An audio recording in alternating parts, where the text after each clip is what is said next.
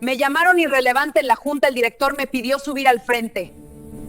Antes de que entremos en la historia de hoy, quiero pedirte algo muy breve. Si alguna vez has sentido que tu esfuerzo no se ve, que tu voz se apaga en medio del ruido de los demás, te invito a que te suscribas al canal y dejes tu like. Es un gesto pequeño para ti, pero para nosotros es la forma de seguir dando espacio a estas historias que necesitan ser escuchadas. Gracias por estar ahí. A veces creo que el sonido más fuerte de mi vida es el silencio que hago cuando debería gritar.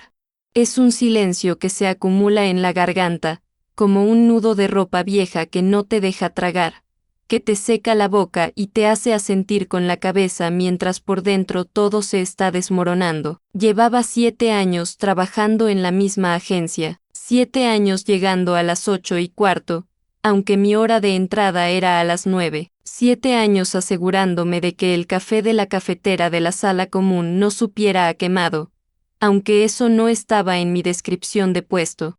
7 años siendo la eficiente, la hormiguita, la que resuelve, nunca la líder, nunca la creativa, nunca la indispensable, solo la que estaba ahí, como un mueble sólido que nadie nota hasta que un día te golpeas el dedo del pie con él. Todo empezó a cambiar, o mejor dicho, a pudrirse, hace unos 6 meses, cuando llegó Julián. Julián no era mala persona, o al menos eso decía todo el mundo.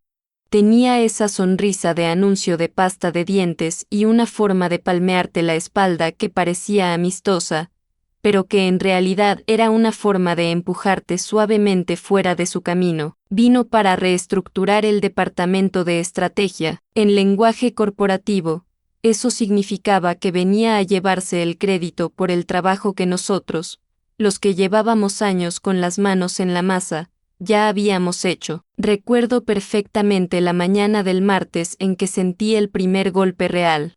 No fue un grito, ni un insulto, fue algo mucho más sutil. Estábamos en la cocina de la oficina, yo estaba lavando mi taza. Julián entró con 2 de los chicos nuevos, becarios que apenas sabían usar la fotocopiadora pero que vestían trajes más caros que mi coche. Entonces, ¿quién lleva la cuenta de Logística Norte?, preguntó uno de los chicos. Yo cerré el grifo. El agua goteaba rítmicamente. Esa cuenta era mía. La había levantado desde cero cuando el cliente quería irse hace 3 años.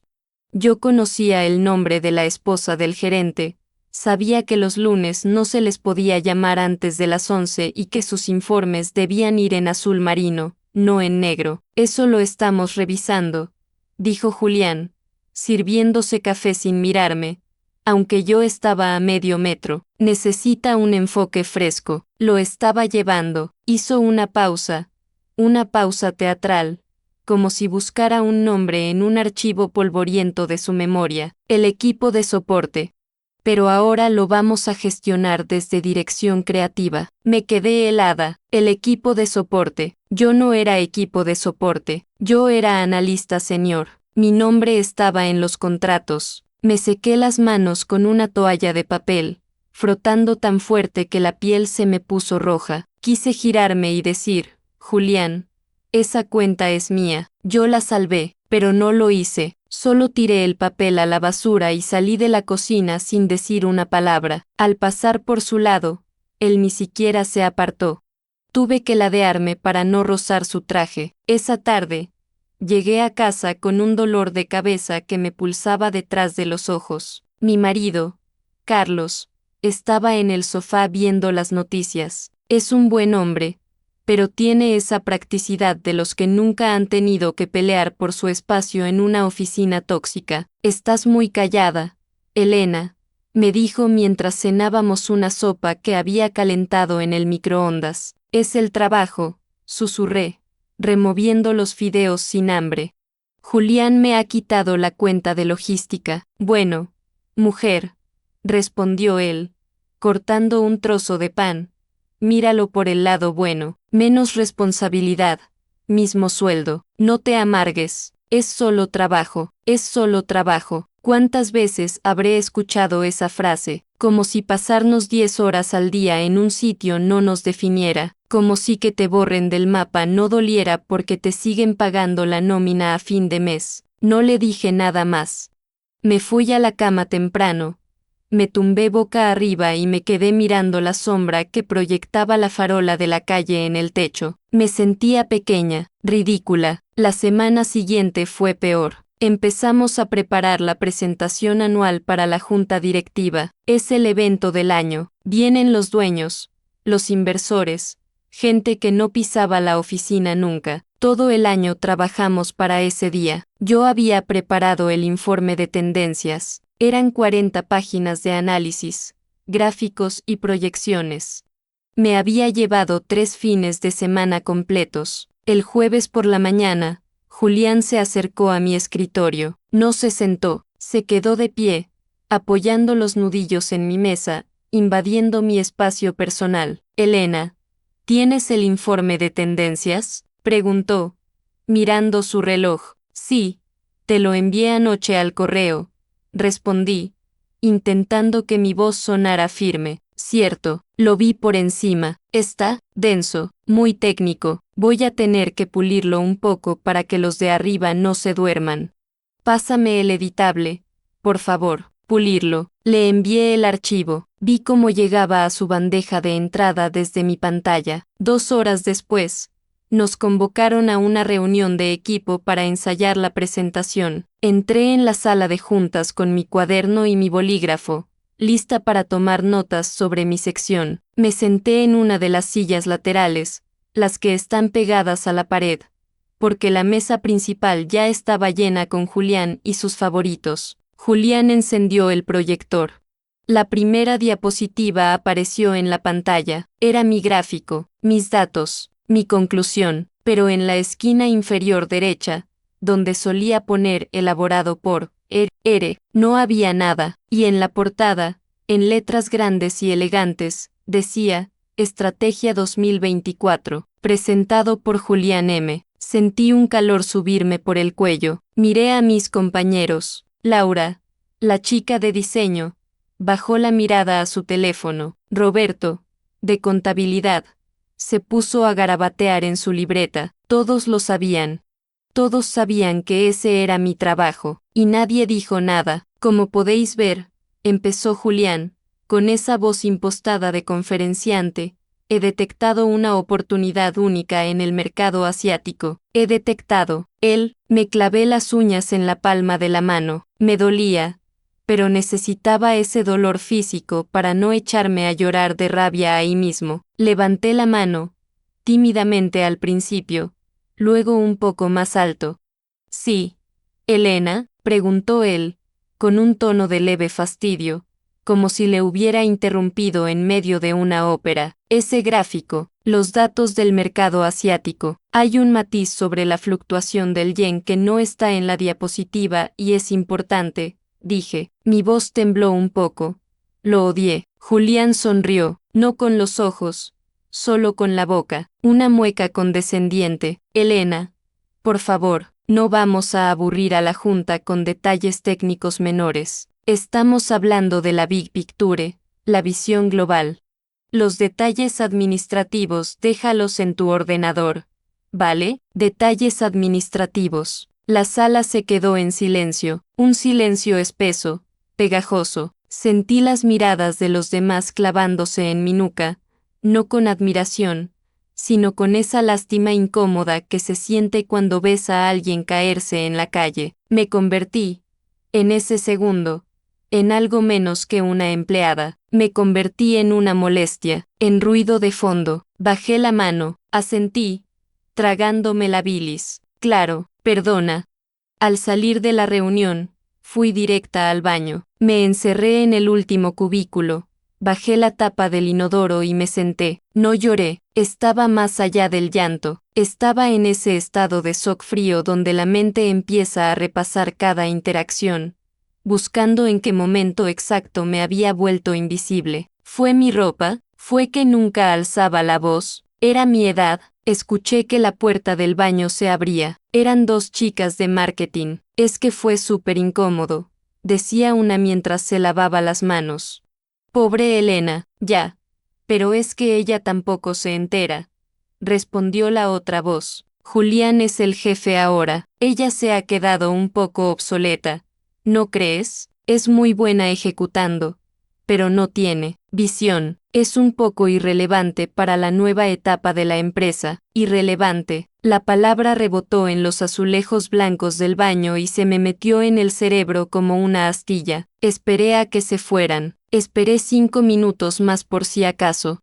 Cuando salí y me miré al espejo, vi a una mujer ojerosa, con la blusa un poco arrugada y una expresión de derrota absoluta. Regresé a mi escritorio. Mi ordenador estaba bloqueado. Al poner la contraseña, vi que tenía un correo nuevo. Asunto, junta directiva, agenda final. Lo abrí con el corazón latiendo despacio, pesado. Ahí estaba la lista de los asistentes. Director general, director financiero, Julián M. Estrategia. Busqué mi nombre, bajé con el cursor. No estaba en la lista de asistentes, pero al final del correo, en letra pequeña, había una nota: Elena R., encargada de logística de sala café, copias, proyector, 7 años de carrera, 2 másters, y me habían reducido a la persona que comprueba si el proyector está enchufado. Miré hacia la oficina de cristal de Julián. Él estaba dentro, riéndose al teléfono, con los pies subidos sobre su escritorio, sobre nuestro trabajo. Fue en ese momento, con el zumbido del aire acondicionado taladrándome los oídos y la palabra irrelevante quemándome la piel, cuando algo dentro de mí hizo clic. No fue una explosión, no rompí nada, fue algo mucho más peligroso, fue la calma absoluta de quien ya no tiene nada que perder. Cerré el correo, abrí una carpeta oculta en mi disco duro personal, una que llevaba años alimentando por si acaso, y empecé a leer. Si iba a ser irrelevante, me aseguraría de ser la irrelevancia más costosa de la historia de esa empresa, pero primero, tenía que sobrevivir a la junta del viernes, tenía que servirles el café, y tenía que hacerlo con una sonrisa. Dicen que la venganza es un plato que se sirve frío, pero yo no buscaba venganza. Lo que yo sentía no era ese fuego cinematográfico de querer destruir a alguien, era algo más triste y más pesado. Era la necesidad desesperada de recuperar mi dignidad, de demostrarme a mí misma que yo existía. Esa noche, después de leer el correo donde me relegaban a logística de sala, no dormí. Me quedé sentada frente a mi ordenador personal en la mesa del comedor, con una taza de té que se quedó helada sin que le diera un solo sorbo. Carlos se había ido a la cama temprano. Antes de acostarse, me dio un beso en la frente y me dijo: no te quedes hasta tarde, Elena. Mañana es viernes, ya casi es fin de semana. Descansa, que te lo mereces. Me lo merecía. Esa frase me dio vueltas en la cabeza mientras el cursor parpadeaba en la pantalla. Abrí la carpeta oculta. Allí estaba todo. No era información robada, ni secretos sucios de alcoba. Era mucho más aburrido y letal. Era la verdad burocrática. Correos electrónicos reenviados, versiones de archivos con fechas de creación, metadatos que demostraban quién había escrito qué y cuándo. Durante 7 años, mi paranoia de guardarlo todo por si acaso había creado un archivo forense de mi propia carrera, y de la incompetencia de Julián. Pasé la madrugada imprimiendo. No usé la impresora de la oficina, por supuesto, usé la nuestra, una pequeña de inyección de tinta que hacía un ruido agónico con cada hoja. Imprimí 2 juegos de documentos. Uno lo metí en mi bolso, en una carpeta de cuero negro que me había regalado mi padre cuando conseguí el trabajo. El otro lo dejé en casa, escondido bajo el colchón. Parecía una espía de película mala, pero el miedo a que me descubrieran antes de tiempo me hacía sudar las manos. El viernes amaneció gris. Lloviznaba. Me vestí con un cuidado casi ritual. No me puse el traje sastre gris que usaba para pasar desapercibida. Elegí un vestido azul marino, de corte recto, impecable, y unos tacones un poco más altos de lo habitual. Me maquillé para ocultar las ojeras, pero también para marcar mis facciones. Si iba a ser la camarera de la reunión, sería la camarera mejor vestida del edificio. Llegué a la oficina a las 7:30. El edificio estaba en silencio. Solo se oía el zumbido de las máquinas de limpieza en el pasillo. Entré en la sala de juntas. Era un espacio intimidante, una mesa de caoba inmensa, sillas de piel que costaban más que mi sueldo mensual y ventanales de suelo a techo con vistas a la ciudad. Mi tarea oficial era preparar la sala. Colocar las botellas de agua marca Premium, por supuesto, los cuadernos corporativos, los bolígrafos alineados milimétricamente. Julián me había enviado un mensaje de texto a las 6 de la mañana. Asegúrate de que el café esté recién hecho a las 8:55. Al señor Valdés le gusta hirviendo, no lo estropees. Mientras colocaba las botellas, sentí una punzada de humillación tan aguda que tuve que detenerme y respirar hondo. Yo había negociado contratos en esa misma mesa.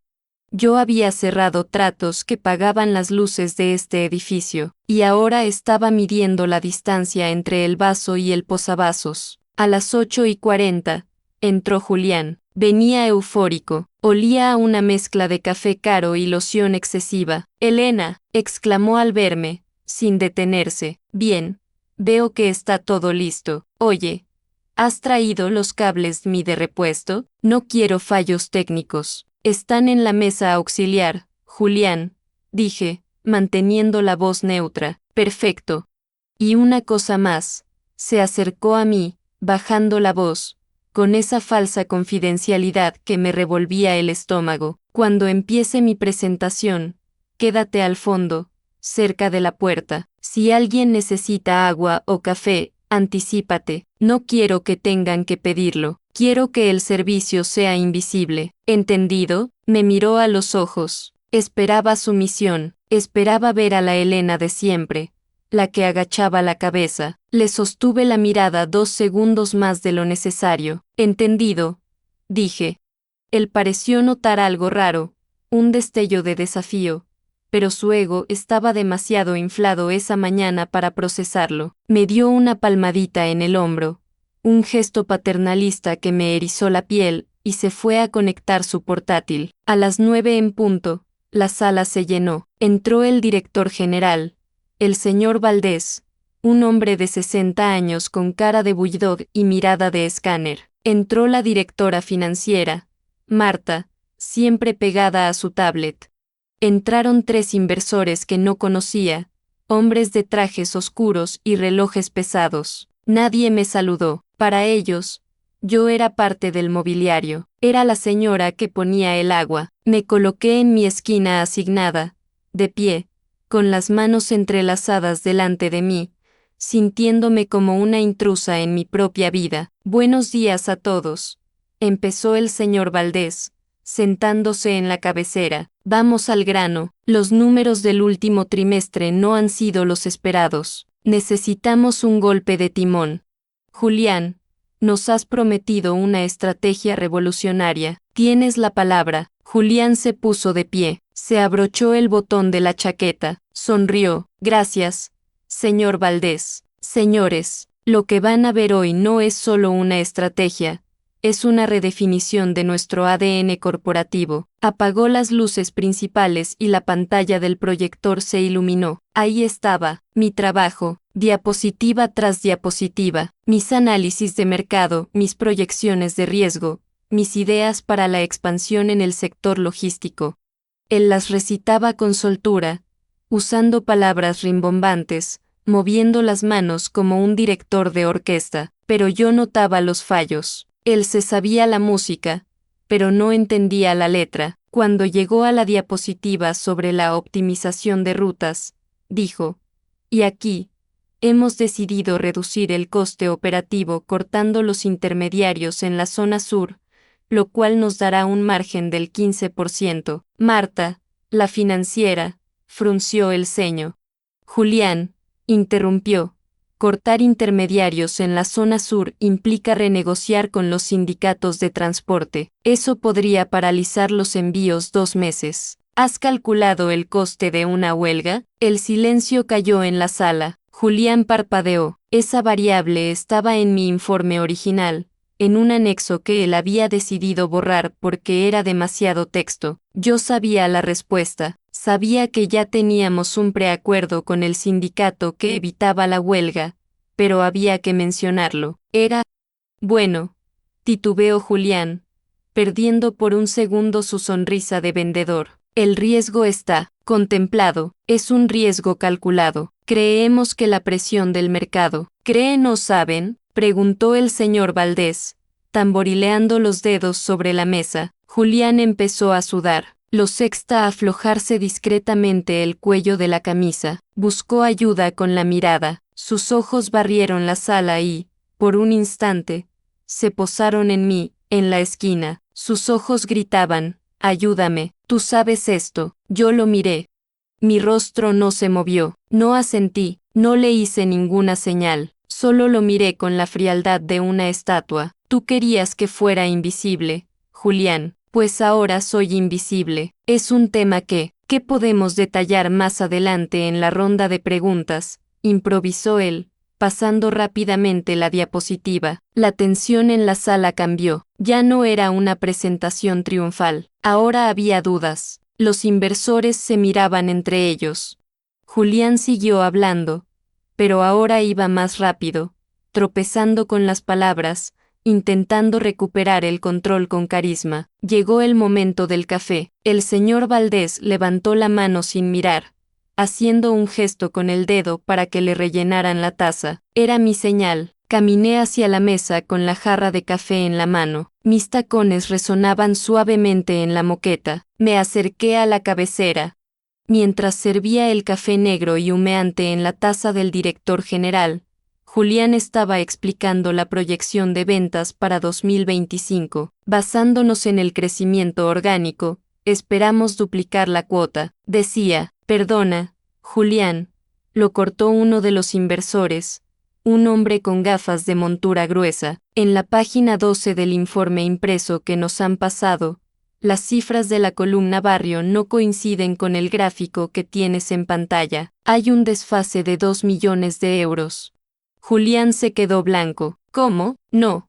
Debe ser un error de impresión. Yo terminé de servir el café. Me enderecé. Estaba justo al lado del director general. Todos miraban sus papeles, confundidos. El ambiente olía a desastre. Julián rebuscaba entre sus notas, pasando hojas con desesperación. No tenía ni idea de dónde venía el error porque él no había hecho los cálculos. Solo había copiado y pegado los totales sin revisar las fórmulas subyacentes que yo había dejado vinculadas. El señor Valdés suspiró. Un sonido largo y decepcionado. Se quitó las gafas y se frotó el puente de la nariz. Julián, esto es poco profesional. Si los números no cuadran, no tenemos nada. ¿Hay alguien en tu equipo que conozca los datos reales? Julián abrió la boca para decir algo, cualquier excusa, pero no le salía la voz. Estaba acorralado. Fue entonces cuando el señor Valdés, quizás por pura frustración, giró la cabeza hacia mí, que seguía de pie a su lado con la jarra de café. No creo que esperara una respuesta.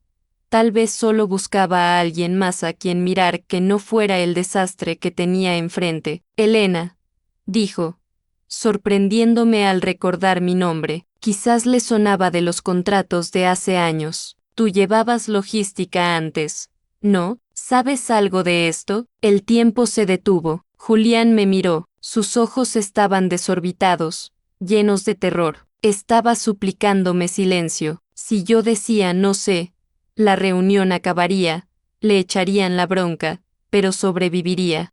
Si yo hablaba, sentí el peso de la carpeta de cuero negro dentro de mi bolso, que había dejado en una silla auxiliar a 2 metros de mí. Miré a Julián, miré al director. Dejé la jarra de café sobre la mesa con un clac suave pero firme. Me alisé el vestido. Sí, señor Valdés, dije. Mi voz salió clara, sin temblor, resonando en la sala acústica. Sé exactamente dónde está el error, y también sé por qué falta el anexo de los sindicatos. Julián dio un paso adelante, como si quisiera aplacarme físicamente. Elena, no creo que sea el momento de, empezó a decir, con la voz estrangulada. Adelante, Elena, ordenó el señor Valdés, ignorando a Julián y girando su silla completamente hacia mí. Si tienes los datos correctos, quiero oírlos. Ahora, caminé hacia mi bolso, saqué mi carpeta, no la versión de Julián, la mía. Era el momento. Abrir esa carpeta fue como quitarle el seguro a una granada. El sonido del clic metálico resonó en la sala, rompiendo el murmullo incómodo que se había instalado. Mis manos no temblaban. Me sorprendió eso. Esperaba estar hecha un flan. Pero una extraña frialdad se había apoderado de mis nervios. Una calma quirúrgica. Saqué 5 copias grapadas. No eran diapositivas bonitas con colores brillantes. Eran hojas de cálculo, textos justificados y tablas de datos crudos. Empecé a repartirlas, una para el señor Valdés, otra para Marta y las otras 3 para los inversores. A Julián no le di nada. Él se quedó de pie junto a la pantalla de proyección, boqueando como un pez fuera del agua, con la mano extendida hacia el aire como si intentara detener una marea invisible. Lo que tienen en sus manos, dije, volviendo a mi sitio, pero esta vez no me quedé en la esquina. Me coloqué justo al lado de la pantalla, desplazando físicamente a Julián medio metro a la izquierda. Es el informe original antes de la edición del martes. El desfase de 2 millones de euros que el señor García ha detectado, señalé al inversor de las gafas gruesas, corresponde a la partida de contingencia para la renegociación sindical en el puerto de Valencia. Marta, la financiera, pasó las páginas rápidamente. El ruido del papel era violento en el silencio de la sala. Aquí está, murmuró, señalando una línea con su bolígrafo. Página 14, Fondo de Garantía Laboral. Julián, ¿por qué demonios no está esto en la presentación oficial? Julián se puso rojo, un rojo oscuro y enfermizo que le subía desde el cuello. Es que, consideramos que era un gasto pesimista. Queríamos presentar una visión más, lean, más ágil. Elena no entiende la estrategia global. Ella se enfoca en los problemas, no en las soluciones. El señor Valdés ni siquiera levantó la vista de los papeles que yo le había dado. Un gasto de 2 millones no es pesimismo, Julián, es contabilidad básica. Si ignoras esto, el EBITDA se va al suelo en noviembre. Levantó la cabeza y me miró. Elena, ¿qué más falta? Sentí una oleada de adrenalina. Por primera vez en 6 meses, alguien me preguntaba algo, esperando una respuesta inteligente, no un café. Falta el análisis de competencia del sector asiático, respondí con firmeza. En la presentación actual, se sugiere entrar en el mercado vietnamita con precios agresivos, pero si miran el anexo barrio de mi informe, verán que el competidor local, Vinalog, acaba de fusionarse con un gigante chino. Entrar con precios bajos ahora sería un suicidio financiero. Nos absorberían en 3 meses. Los inversores empezaron a murmurar entre ellos. Uno de ellos negó con la cabeza, cerrando la carpeta corporativa que Julián les había dado y empujándola lejos, como si estuviera contaminada. Esto es vergonzoso, dijo uno de los hombres de traje oscuro. Nos están vendiendo humo. Julián intentó una última maniobra desesperada. Se rió, una risa nerviosa y aguda que sonó patética. Por favor, señores, Elena es una empleada muy trabajadora, pero lleva años en un puesto administrativo. Es reacia al cambio. Está resentida porque reestructuramos su departamento. Esto es solo una venganza personal, una pataleta para hacerme quedar mal. Hubo un segundo de duda. La palabra resentida es poderosa cuando se usa contra una mujer en una oficina. Vi cómo el señor Valdés fruncía el ceño, evaluando la situación. ¿Era yo una empleada tóxica saboteando a su jefe? Fue entonces cuando jugué mi última carta, la que tenía guardada en la última página de mi informe. Señor Valdés, dije, bajando el tono de voz para que todos tuvieran que inclinarse un poco para escucharme. Si esto fuera una venganza, yo habría dejado que Julián estrellara la empresa contra la pared en noviembre, pero llevo 7 años aquí. Esta compañía paga mi hipoteca y la de 50 familias más. No puedo permitir que se tomen decisiones basadas en diapositivas bonitas y vacías. Me giré hacia la pantalla donde todavía brillaba la presentación de Julián. Y con respecto, no sabía que yo sabía que él no sabía borrar ese rastro. Marta tecleó algo en su portátil, conectada a la red interna. Segundos después, levantó la vista. Su expresión era de incredulidad y asco. Es cierto, dijo secamente, el archivo madre es de Elena, y veo aquí, Dios mío, los correos de los clientes importantes. Julián, ¿has estado reenviando los correos de Elena a tu bandeja de salida para responderlos tú como si fueras el punto de contacto inicial? Julián abrió la boca, pero no salió ningún sonido. Se había encogido, ya no era el tiburón corporativo, era un niño atrapado copiando en un examen. Su traje caro parecía de repente demasiado grande para él. El señor Valdés se quitó las gafas lentamente y las dejó sobre la mesa. Se frotó los ojos con cansancio. Cuando volvió a mirar a Julián, su expresión no era de furia, sino de una decepción fría, que es mucho peor. Julián, dijo con voz suave, creo que deberías salir de la sala, pero, señor Valdés, puedo explicarlo. La delegación de tareas es parte del liderazgo. Sal de la sala, repitió, esta vez con un tono que hizo vibrar los vasos de agua. Ahora, Julián recogió su portátil con manos temblorosas. Se le cayó el cargador al suelo. El ruido del plástico golpeando la madera resonó como un disparo. Se agachó a recogerlo. Torpe, humillado. Nadie le ayudó, nadie le miró. Al pasar por mi lado, evitó mis ojos. Olía a sudor agrio. Salió y la puerta se cerró tras él con un clic suave. Me quedé de pie, sola frente a la junta directiva. Mi corazón latía tan fuerte que lo sentía en los oídos. Siéntate, Elena, dijo el señor Valdés, señalando la silla vacía, la silla de piel que Julián acababa de dejar caliente. Por favor, termina de explicarnos el riesgo del mercado vietnamita. Me senté, la silla era cómoda, inmensa. Durante la siguiente hora, no serví café, hablé, expliqué, respondí preguntas difíciles. No usé jerga de marketing, usé datos, usé mi experiencia, vi cómo los inversores pasaban del escepticismo al interés. Vi a Marta asentir con aprobación mientras tomaba notas furiosamente. Por primera vez en 7 años, no era un mueble, era la experta. Cuando la reunión terminó, el señor Valdés se acercó a mí mientras los demás recogían sus cosas. Buen trabajo hoy, Elena. Has salvado una situación muy fea. Vamos a tener que revisar muchas cosas el lunes. Pásate por mi despacho a primera hora. Tenemos que hablar sobre tu posición en la empresa. Creo que logística de sala ya no encaja en tu tarjeta de visita. Sonrió, una sonrisa breve y profesional, y salió de la sala con los inversores. Me quedé sola en la sala de juntas. El proyector seguía zumbando. La taza de café del señor Valdés estaba a medio terminar. Me dejé caer contra el respaldo de la silla y cerré los ojos. Debería haberme sentido eufórica, debería haber estado saltando de alegría. Había ganado, había destrozado al impostor y había recuperado mi lugar, pero no sentía alegría, sentía una tristeza profunda, una especie de duelo, porque para que me vieran, tuve que arrinconarlos, para que me valoraran, tuve que humillar a alguien, aunque se lo mereciera.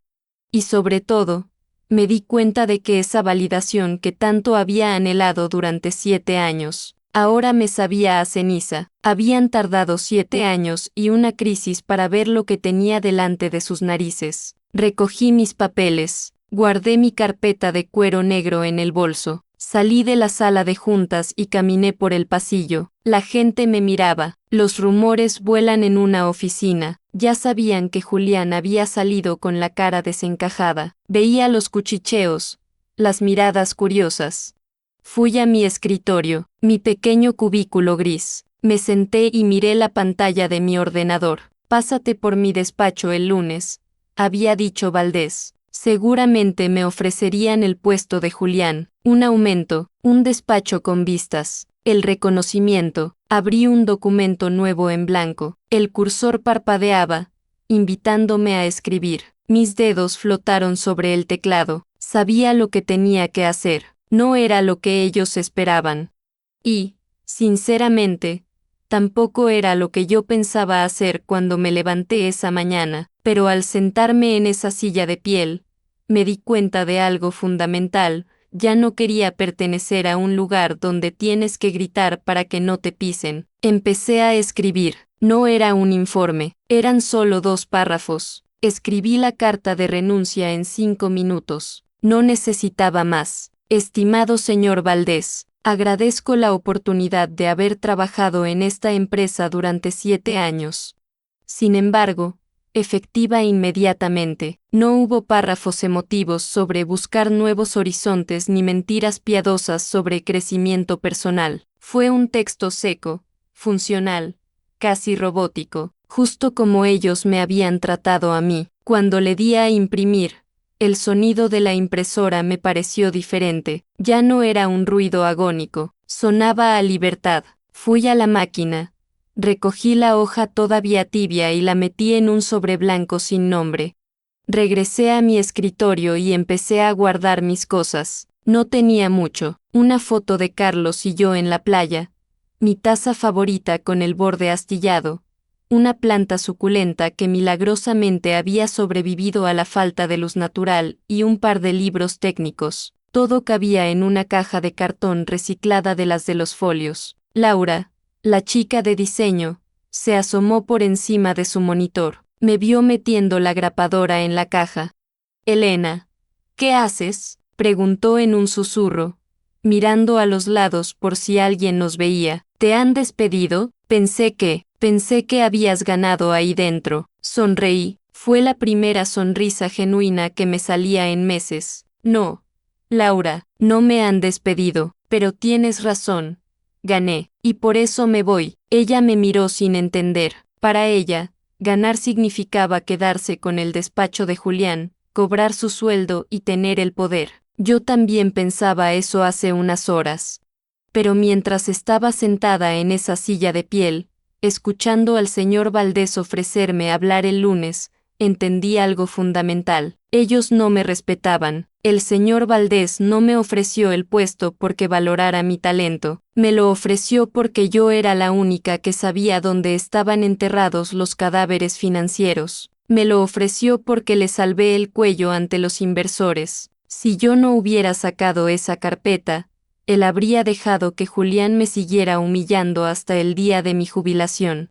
No quería trabajar para alguien que necesita una crisis para ver a las personas que tiene enfrente. No quería pasarme la vida demostrando que no soy un mueble. Cerré la caja, apagué el ordenador, dejé mi tarjeta de acceso sobre el teclado, caminé hacia el despacho del director general. Su secretaria no estaba. Probablemente seguía atendiendo a los inversores en el vestíbulo. Entré en su oficina vacía, dejé el sobre blanco en el centro de su inmaculado escritorio de caoba.